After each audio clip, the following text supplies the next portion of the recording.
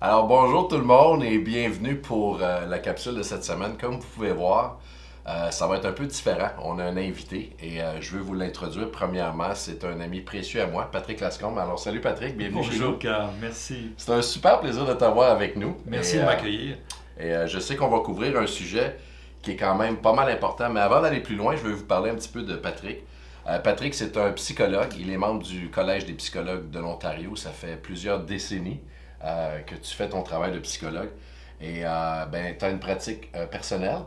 Également, tu supervises d'autres psychologues, qui est un peu un rôle que tu aimes beaucoup. Mais par-dessus tout, Patrick, c'est un homme qui aime Dieu à fond.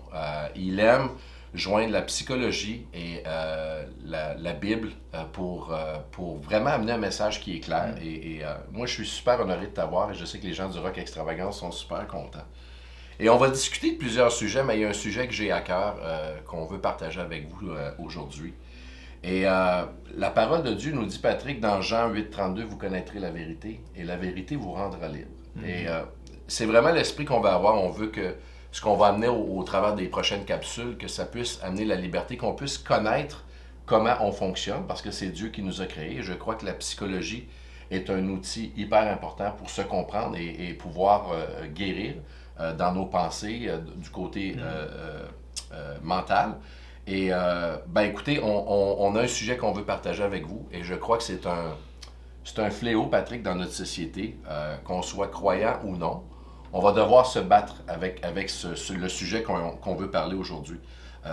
On peut quasiment l'appeler une genre de problème ou une maladie de nous-mêmes. Et cette maladie, c'est l'estime de soi. C'est le problème du manque d'estime de soi.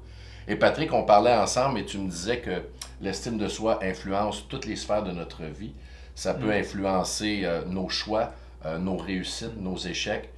Patrick me disait même que l'estime de soi peut influencer le choix de nos partenaires, peut influencer même la manière qu'on va voir le Seigneur, qu'on va voir la chrétienté, qu'on va comprendre même les Écritures. Si on a une basse estime de soi, on va avoir une perception peut-être faussée de qui est Dieu et de qu'est-ce que Jésus a fait pour nous et comment vivre la vie chrétienne. Alors, ce que je veux faire, je veux sauter, on va plonger dans le sujet. Je vais te poser, écoutez, j'ai plusieurs questions, mais je vais te poser la première qui me vient à l'idée. Elle semble simple, mais je pense qu'elle est très vaste. Patrick, c'est quoi l'estime de soi? Oui, alors c'est une bonne question en fait, parce que on pourrait avoir une définition très complexe, très compliquée même, alors qu'on pourrait voir les choses aussi de manière tout à fait simple. Par exemple, quand vous vous regardez dans un miroir, qu'est-ce que vous voyez? En fait, on voit toujours deux choses. On voit d'abord comment on est, l'image de qui on est, et on voit aussi comment on aimerait être. Oh. Donc il y a toujours ces deux choses. Pensez, quand vous êtes devant un miroir, il y a toujours ces deux choses. Comment je suis? Alors par exemple, moi je suis un homme blanc, d'un certain âge, qui a un nez, qui a des yeux, qui a une barbe, qui a des cheveux qui se battent en duel sur ma tête, etc. Donc tout ça, je vois ça. Ça, c'est mon image. Je ne peux pas la changer. OK. Je peux pas la changer. Mais par contre, tout d'un coup, je m'aperçois que j'ai un bouton sur le nez. C'est pas beau. Finalement, mon nez n'est pas si beau que ça. Oh, peut-être que je devrais avoir plus de cheveux. Ah, peut-être que je devrais avoir des yeux d'une autre couleur. OK. Et je fais des jugements. Et c'est là que commence l'estime de soi, en jugeant. Parce que l'estime de soi, c'est quelque chose, suivant l'éclairage, je peux me trouver plus beau. Moi, je te trouve quand même pas mal beau, là. Oui, mais des fois, je voudrais être comme Brad Pitt, tu comprends? OK. Alors, Brad Pitt, c'est mon idéal, admettons, c'est mon idéal, et je suis pas Brad Pitt. Donc, la distance qu'il y a entre les deux, c'est ça l'estime de soi. Oh, wow. C'est que j'aimerais être comme Brad Pitt. Pareil que quand j'étais petit, j'avais des boucles blondes, difficile à croire, mais bon, Je te crois. j'aimerais être comme Brad Pitt, mais je ne suis pas comme Brad Pitt. Et je veux toujours essayer d'être comme, mais je n'y arrive pas. Alors mon estime de moi, mon jugement, va être faussé. Et c'est pour ça que l'estime de soi va devenir, comme tu l'as dit tout à l'heure en introduction, c'est comme un filtre qui va me permettre de voir toute la réalité d'une certaine manière. Parce que si je ne me sens pas en une bonne estime de soi, je ne vais pas oser faire des choses. OK. Je ne vais pas réaliser peut-être mes rêves, etc. Je vais peut-être choisir des amis ou même une conjointe qui est juste comme ça, juste elle me rassure. Basé sur ce que tu penses de toi ou de ce que tu te juges, Absolument. tes choix vont être faits. C'est un peu comment on se voit. Ouais. C'est-tu comme un œil ou un regard qu'on a sur nous-mêmes? C'est comme des lunettes. En fait, si je vois au travers des lunettes roses, je vais tout voir en rose. Si je vois avec des lunettes gris, je vais tout voir en gris. Donc c'est vraiment une question d'œil. Wow. C'est drôle que tu dises ça parce que on jasait ensemble et Matthieu 6,22 nous dit l'œil est la lampe du corps. Si ton œil est en bon état, tout ton corps sera éclairé. Fait que si je comprends bien, si on a une bonne estime de soi, si notre œil voit avec un équilibre non seulement notre image, mais comment on se voit, comment on se perçoit, la parole de Dieu nous dit que tout ton corps sera éclairé. Donc tout notre comportement, toute notre attitude, nos émotions vont être équilibrées en même temps. Absolument. Et ça m'amène un peu à ma deuxième question parce que là, OK, je viens de comprendre, l'estime de soi, c'est un filtre, c'est un jugement qu'on se fait de nous-mêmes. Mais comment se construit l'estime de soi? Comment on arrive à avoir, j'ai une bonne estime de moi ou j'en ai une pas bonne ou j'en ai une trop haute ou trop basse? Ça, c'est une bonne question. En fait, quand tu dis comment se construit, tu amènes quelque chose, c'est que ça se construit. OK. Ça veut dire qu'au départ, il n'y a rien. Quand un bébé naît, il n'y a pas d'estime de soi, il n'y a même pas d'image de soi. Le bébé, c'est imaginer un petit animal qui a faim. C'est ça, un bébé. Ça veut se nourrir, ça veut manger. Et il va construire son estime de soi. Et la première chose qui va l'aider à construire son estime de soi, c'est le regard de sa maman. Et le Créateur a fait en sorte que la seule chose lumineuse de notre visage sont les yeux. Et les yeux sont tellement importants pour le bébé. Il va regarder, il va construire une relation progressivement, une relation où il va avoir de la valeur, il va saisir ça, pas tout de suite, mais il va bâtir son estime de soi à partir du regard de sa maman. Ça va déterminer une relation d'attachement, une relation qui peut être pleine d'amour et offrir de la sécurité, parce que ce qu'on a le plus besoin dans la vie, c'est de sécurité. Donc cette relation d'amour va donner la sécurité. Pas toujours le cas. Des fois, il n'y a pas de relation d'amour, il y a une relation anxieuse, etc. C'est toute la théorie des relations d'attachement.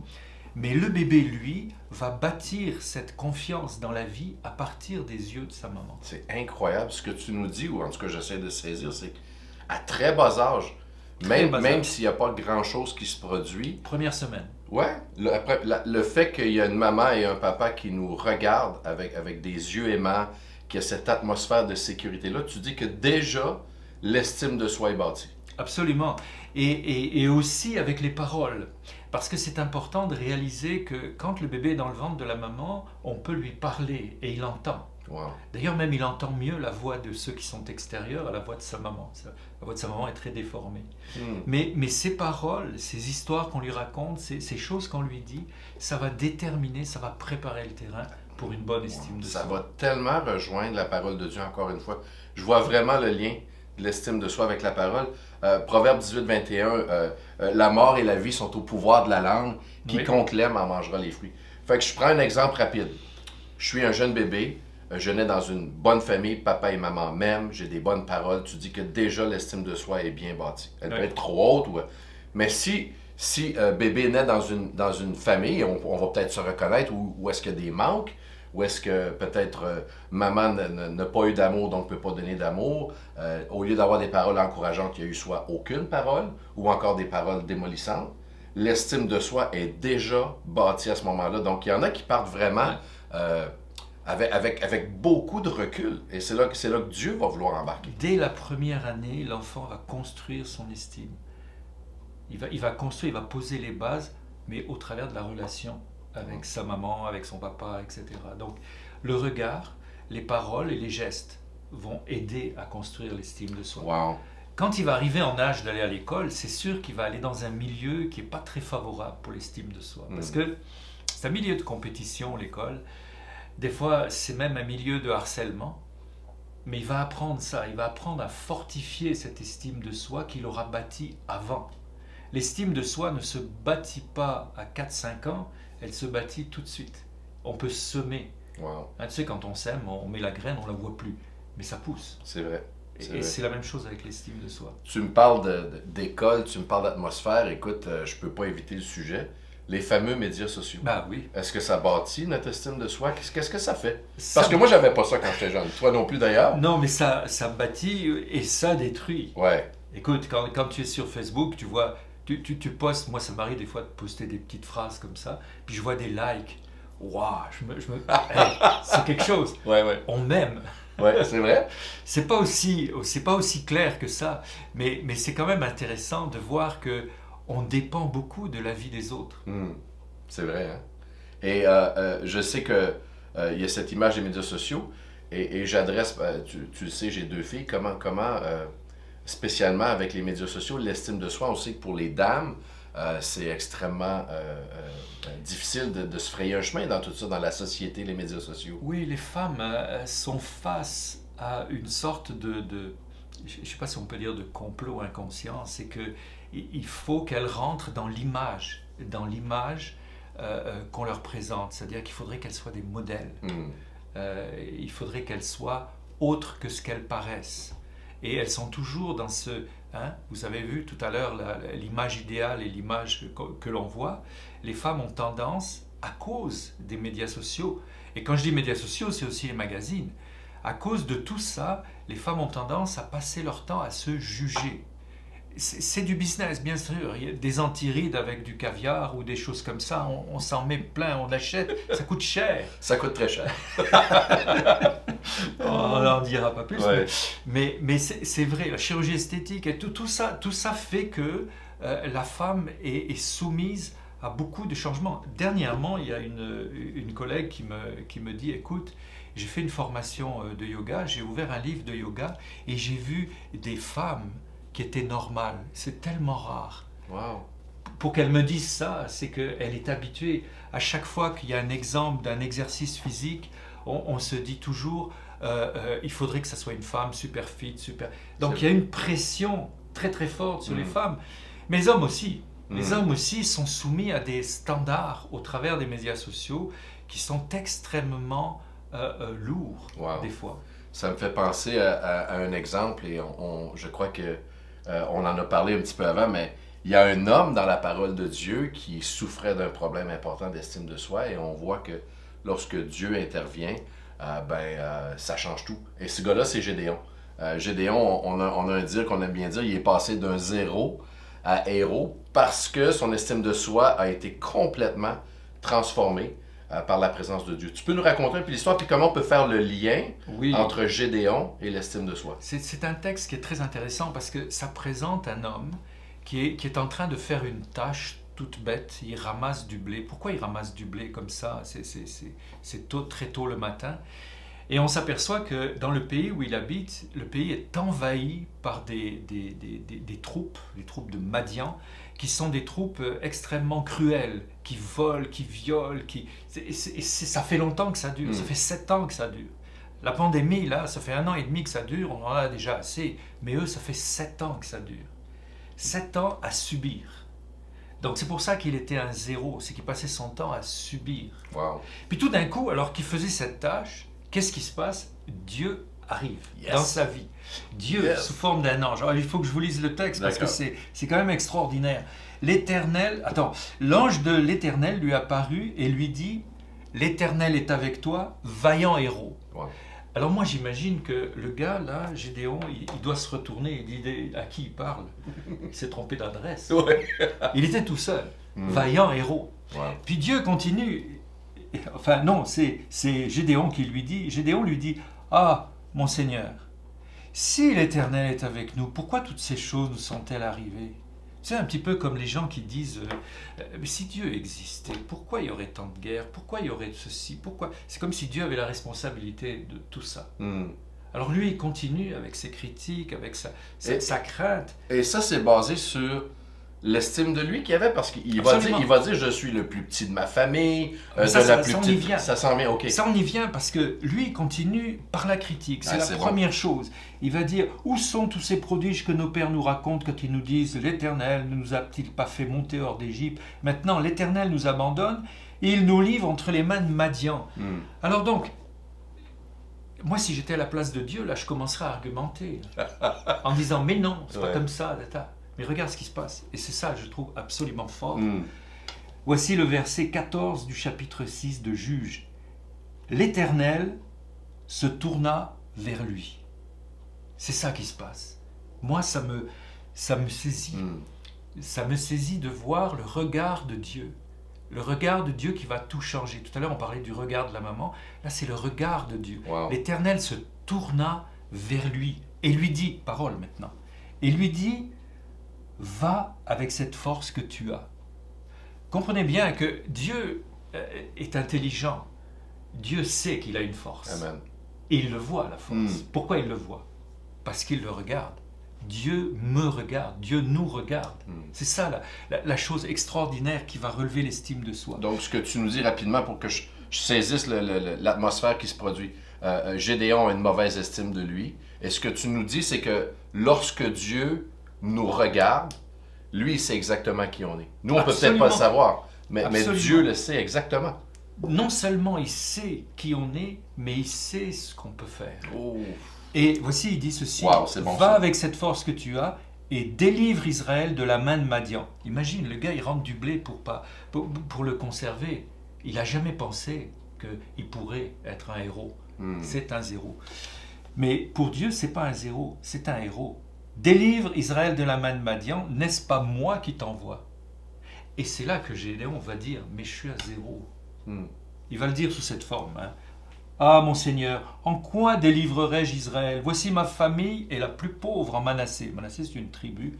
Et je suis le plus petit de la maison de mon père. Estime de soi. Estime de soi. Réaction de Dieu dans le dialogue. L'Éternel lui dit, mais je serai avec toi. Wow. En fait, c'est pas parce que tu es un héros que je suis avec toi. C'est parce que je suis Dieu et que je suis avec toi. Tu battras Madian comme un seul homme.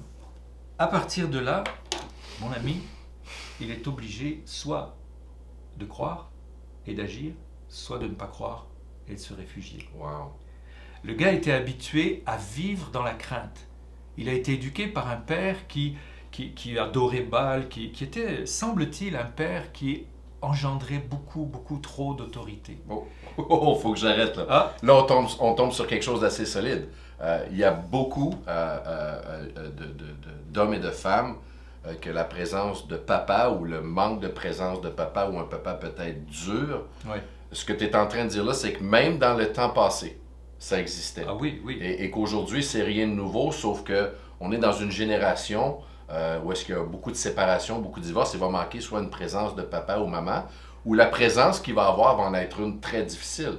Alors, ce que tu nous dis, c'est que le père de Gédéon, selon ce qu'on peut lire, était un homme qui n'a pas contribué à l'estime de soi de Gédéon. Absolument. D'ailleurs, l'importance du père est tellement importante qu'elle peut déterminer notre image de Dieu. Pas seulement notre image de nous, mais Dieu s'appelle père aussi.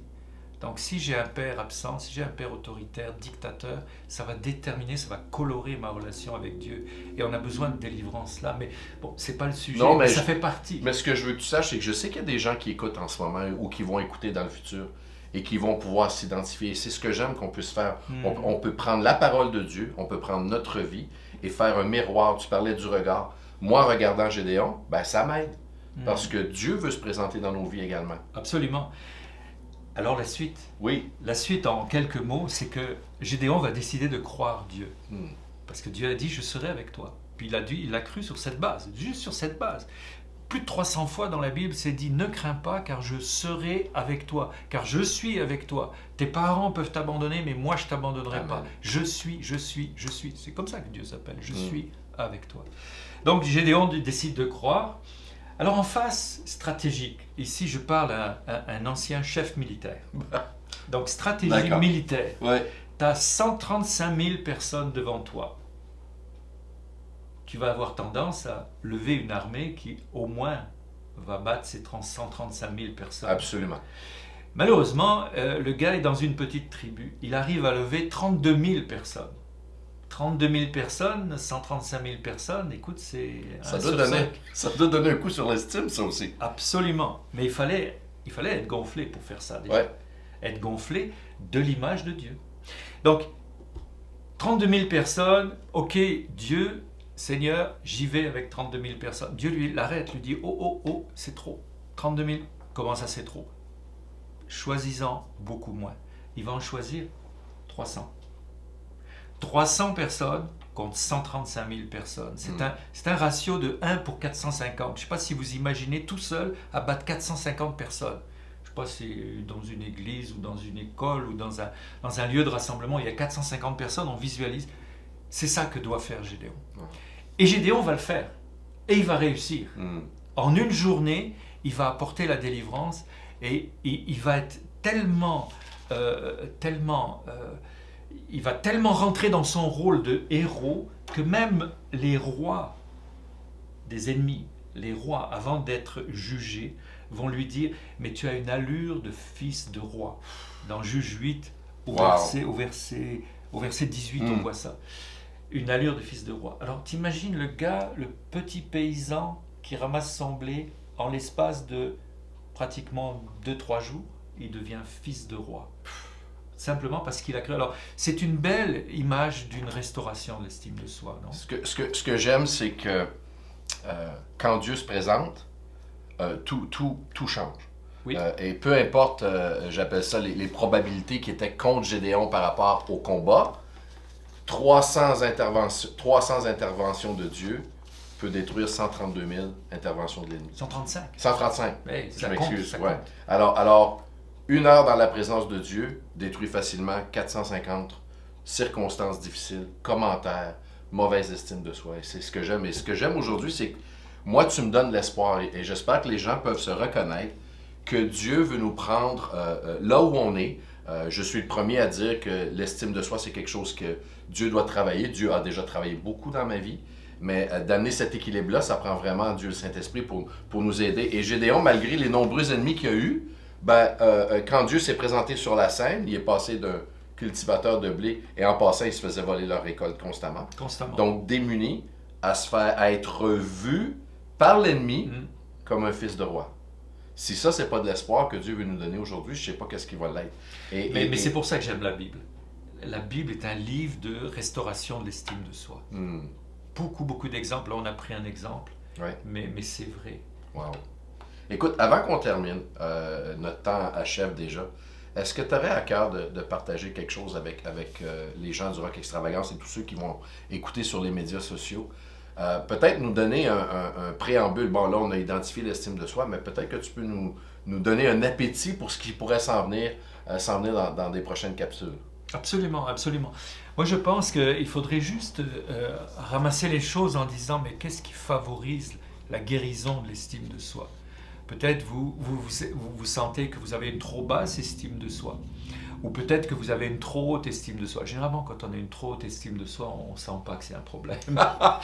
mais les autres le sentent. Les autres sentent que c'est un problème. Les narcissiques, c'est toujours un problème pour les autres, pas pour soi. Le problème, c'est la faute des autres. Bon. Mais si on a une basse estime de soi, vous savez, l'estime de soi, c'est comme un thermomètre, ça bouge tout le temps. On peut avoir une basse estime de soi. Et quelles sont les conditions pour la guérison de l'estime de soi? En fait, il y en a 3, très simples. La première de toutes, c'est d'être aimé. C'est l'importance d'être aimé. Et c'est pour ça que je pense que l'Église, en soi, est un milieu thérapeutique. L'Église peut guérir par l'amour. Vous reconnaîtrez que c'est l'Église par la façon dont vous vous aimez les uns les autres, d'être aimé. Mais être aimé, ça veut dire avoir un regard. Savoir regarder, être regardé. Pas de manière jugeante, mais de manière encourageante. En regardant, tiens, je sais que tu as un potentiel, je sais que tu peux faire ça, je vais te donner confiance. Et ça, c'est la deuxième chose, c'est être compétent. Première chose, être aimé. Deuxième chose, être compétent. Parce que si je suis compétent, si je me sens capable, je vais faire. Troisième chose, c'est l'action. C'est de passer à l'action.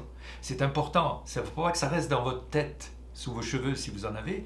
Ne restez pas là, il faut passer à l'action. Mais, ce qui serait intéressant de discuter une fois, c'est qu'il y a action et action. Il y a des bonnes actions et des mauvaises actions. Il y a des actions qui construisent l'estime de soi, mais il y a aussi des actions qui détruisent l'estime de soi. Et il y a des exemples dans la Bible qui sont tellement parlants là-dessus. Il faudra qu'on en parle une fois. Écoute, alors l'invitation est acceptée, j'assume. Je pense qu'on va faire plusieurs capsules parce que c'est un sujet que si on peut apprendre à se comprendre nous-mêmes, pourquoi on est comme on est aujourd'hui, et qu'on peut voir avec des exemples dans la Bible qui est l'histoire d'amour de Ouais. Dieu avec nous, que lorsque Dieu intervient dans un endroit ou avec quelqu'un, il fait toujours des changements extraordinaires. Je pense qu'on va réussir à démystifier l'estime de soi et surtout à guérir. C'est vraiment mon souhait. Parce qu'on peut sortir d'ici libre. Alors, je veux vraiment te remercier. Même moi, les gens savent, on se prépare un peu, mais tu as amené des choses que je viens vraiment de saisir sur l'estime de soi. C'est vraiment mon regard sur moi-même versus le regard de Dieu sur moi. Et là, ça change tout. C'est comme, je sais que tu parles de Brad Pitt, mais on veut être exactement là où Dieu nous veut. Et je crois qu'avec Dieu, ben, comme Gédéon, on va devenir des héros. Il y a peut-être des gens qui écoutent ce matin, aujourd'hui, et qui sont des héros comme papa ou qui sont des héros au travail. Qui se sentent des héros. Ouais, Des héros, c'est vrai. pas des héros. C'est vrai, c'est un Ils se jugement. sentent. Tu as raison. Et c'est un regard, c'est-à-dire qu'est-ce que tu vas choisir finalement? Ton regard ou le regard que Dieu a sur toi? Wow. J'ai hâte qu'on tombe dans les actions. Écoute, je te dis merci et je sais qu'on va faire des capsules ensemble. Et à vous tous, le Rock Extravagant, je vous dis merci. J'espère que la capsule vous a encouragé. Patrick va être parmi nous à plusieurs reprises, alors on va apprendre à le connaître. Vous allez apprendre à le connaître. C'est un homme que j'apprécie énormément. Alors merci. Et à vous tous, on vous aime et que Dieu vous garde. À la prochaine.